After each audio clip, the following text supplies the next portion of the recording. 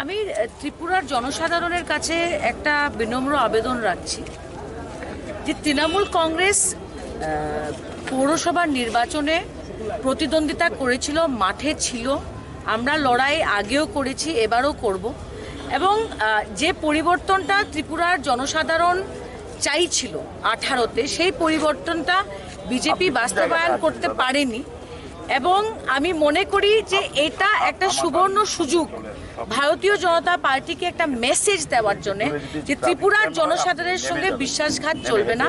আমাদের নেত্রী মমতা বন্দ্যোপাধ্যায় পশ্চিমবঙ্গে 3বার মুখ্যমন্ত্রী কেন হয়েছেন?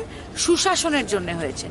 আর আরেকটা কথা আমি ভারতীয় জাতীয় কংগ্রেসের ব্যাপারে প্রকাশ্যভাবে বলতে চাই যে যারা আজকে ভারতীয় জাতীয় কংগ্রেসের নেতৃত্ব দিচ্ছে এবং মমতা বন্দ্যোপাধ্যায়ের গভর্নেন্স নিয়ে যারা মন্তব্য করছে আমি দেখতে পেরেছি, তাদেরকে আমি বলতে চাই যে আপনারা যখন কংগ্রেসে ছিলেন, যে পরিবারটা কংগ্রেসে ছিল আর ইউপিএর সরকার ছিল, তখন ওদের কি ক্ষমতা ছিল ত্রিপুরার জনসাধারণ দেখে নিয়েছে।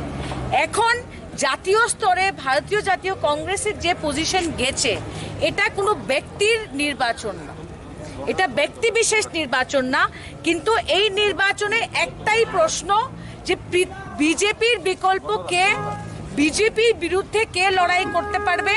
আমি মনে করি এটা মমতা বন্দ্যোপাধ্যায় এবং তৃণমূল কংগ্রেস প্রমাণ করেছে যে বিজেপিকে পরাজয় করতে হলে তৃণমূল লাগবে, আর বিজেপির বিরুদ্ধে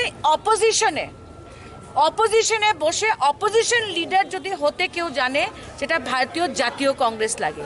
আমি ত্রিপুরার জনসাধারণকে বিনম্র অনুরোধ করছি যে জোড়া ফুলে ভোট দিন, বিজেপিকে বদলান। যত কংগ্রেসে ভোট দিবেন, কংগ্রেস অপোজিশনে থাকবে আর বিজেপি পাওয়ারে থাকবে। আর বিজেপিকে হারাতে হলে তৃণমূল কংগ্রেসের দরকার।